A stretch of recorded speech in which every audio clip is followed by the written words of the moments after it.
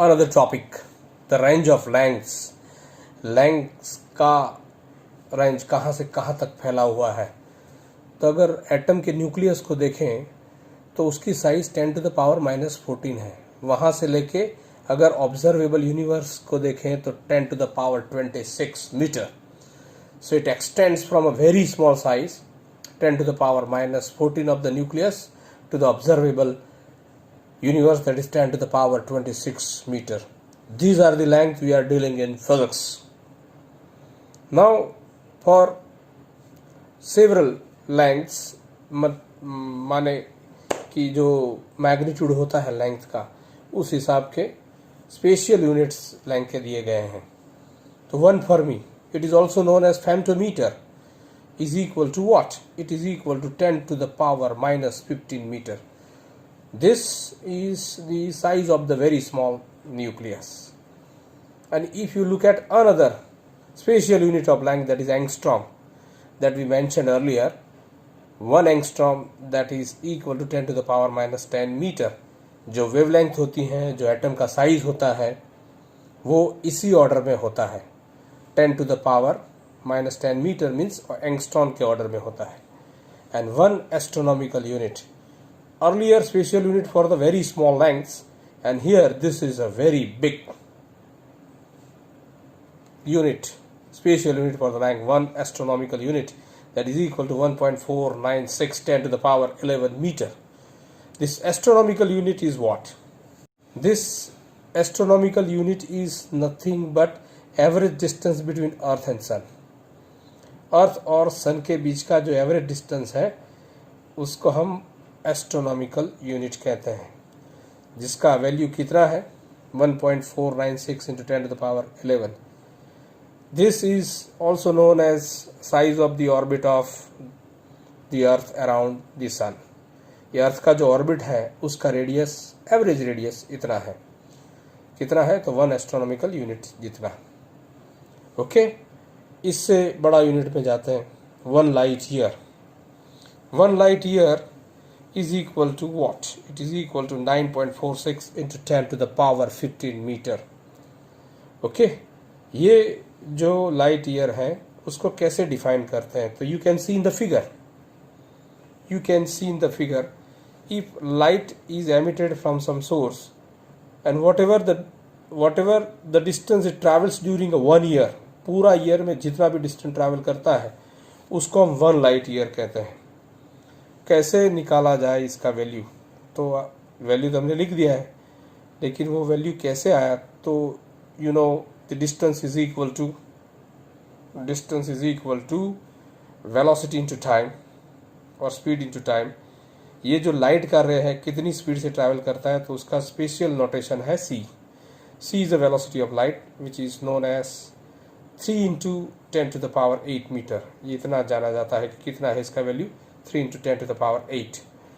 Okay, अब हमें second में लिखना है. 3 into 10⁸ metre per second. It is in metre per second, so the time has to be in second.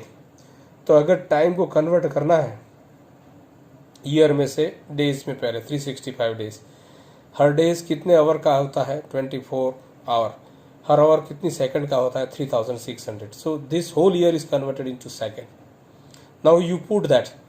Normally exactly अगर हम देखे जाए, ये नॉर्मली हम 365 डेज बोलते हैं, मगर ऐसा नहीं है. एग्जैक्ट ईयर 365.25 ईयर का होता है. ओके, लीप ईयर आप जानते हो, हर 4 साल के बाद एक दिन बढ़ जाता है. फरवरी में 27, 28 और 29 भी आता है हर 4 साल के बाद. तो 365 डेज नॉर्मली हम लिखते हैं, लेकिन एग्जैक्टली क्या है? 365.25. ये हमारे दिमाग में रहना चाहिए. इधर हमने लाइट ईयर लेने के लिए कुछ भी नहीं किया है. कितनी वेलोसिटी से ट्रैवल करता है? 3 into 10⁸. कितने वक्त में? तो पूरा ईयर में. ईयर में हमने कन्वर्जन किया है सेकेंड में. ईयर का कन्वर्जन सेकेंड में, then multiply it with the velocity of light. What you will get is 1 light year, which is equal to 9.46 10⁻15 metre, which is nothing but distance traveled by wave of light rather during a 1 complete year. इससे भी बड़ा unit है आगे. 1 parsec which is equal to 3.08 into 10 to the power 16 metre. ये 1 parsec क्या है? तो इसका भी डेफिनेशन है कि distance at which average radius of the earth orbit subtends an angle is equal to 1 arc second. ये वो डिस्टेंस है जिस डिस्टेंस पे अर्थ की जो रेडियस मतलब अराउंड द सन का जितना आप आर्क लो, तो ये आर्क जिस डिस्टेंस पे 1 सेकेंड का एंगल बनाता है वो डिस्टेंस को पार्सेक बोला जाता है। अब एंगल की डेफिनेशन आप जानते हो, angle is equal to arc by radius. हमारी आर्क कितनी है? हमारी arc which is exactly equal to 1 astronomical unit, nothing but average radius of the earth around the sun. Okay, तो वो हमें पता है, रेडियस इक्वल टू 1 पार्सेक, वो तो ढूंढना है। और जो एंगल है तो theta that is 1 second, second is converted into degree by dividing it with 3600. Then degree is converted into radian by multiplying pi by 180. So you got your angle in radian. This angle required to be in radian, otherwise this definition wouldn't work. अब हम सारी value substitute करते हैं। Theta का value वो arc divided by radius वाले equation में, तो लेफ्ट हैंड साइड में थीटा का वैल्यू है, आर्क का वैल्यू कितना है तो रेडियस ऑफ द अर्थ, और पार्सेक हमें ढूंढना है। You simply substitute and you will get your things done. Measurement of mass, another fundamental quantity. Mass is a basic property of the matter. It is intrinsic rather. It means it does not depend on temperature, pressure and location of the object, wheresoever your object is. The mass remains same, be careful here. Mass normally does not depend on temperature, pressure and the location. SI unit of mass is very well known, kilogram. Symbol for kilogram is kg without dot. For atoms and molecule, अगर हम इसकी बात करें तो इनका मास kilogram में नहीं नापा जा सकता। We cannot measure in kilogram.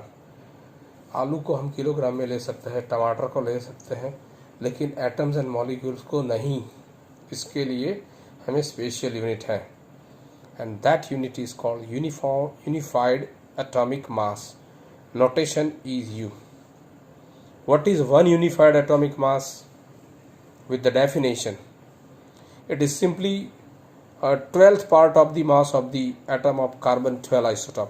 Carbon के 3 आइसोटॉप है, ये आपको पता होना चाहिए, C12, C13 एंड C14। इसमें से हमने कौन सा सेलेक्ट किया है डेफिनेशन के लिए? C12 कार्बन आइसोटॉप का जो एटम है उसका 12th पार्ट लो तो आपको 1 यूनिफाइड एटॉमिक मास मिलेगा। Okay, and here we have included mass of the electron as well, because we are talking about atoms. So atom always includes electron, and which is equal to what? Which is equal to 1.66 into 10 to the power minus 27 kg. 1 unified mass is equal to 1.66 10 to the power 27 kg. बहुत ही छोटा मास है, इसलिए उसके लिए अलग हमें unit बनाना पड़ा। हमें नहीं, बनाने वालों ने बना दिया है, हमें सिर्फ इस्तेमाल करना है। Now when we are dealing with the large masses, if somebody ask measure the mass of the earth, mass of the moon, mass of the Saturn, तो कैसे मेजर करोगे? Very difficult. इसके लिए आप पढ़ोगे कहाँ? तो ग्रेविटेशन वाले चैप्टर में। With the Newton gravitation law, you can measure these masses of very huge and bulky object. Again, back to the small particles, atoms and subatomic particles. उनका मास आप कैसे मेजर करोगे? वो तो दिखाई नहीं देते। तो उनका मास मेजर करने के लिए स्पेक्ट्रोग्राफ है। स्पेक्ट्रोग्राफ में कौन सा रिलेशन है? तो स्पेक्ट्रोग्राफ में जो रेडियस होती है उसका रिलेशन मास के साथ है। Radius is directly proportional to the mass when this charge particles are kept under influence of electric and magnetic field. ये थोड़ी आपके लिए बड़ी बात है कि whenever you apply the electric and magnetic field, this charge particle follow a circular path. But right now we need not to bother about those things. We simply have to understand how these masses of the particles could be measured with the mass spectrograph. और कैसे major करते हैं? तो radius का relation सीधा किसके साथ है? तो मास के साथ है। तो आप उसकी मदद से मेजर कर सकते हो, वो रिलेशन की मदद से। अब आगे बढ़ें। रेंज ऑफ मासेस, हम कहाँ से लेके कहाँ तक जो मासेस होते हैं उनके साथ डील करते हैं। We are dealing right from the electron.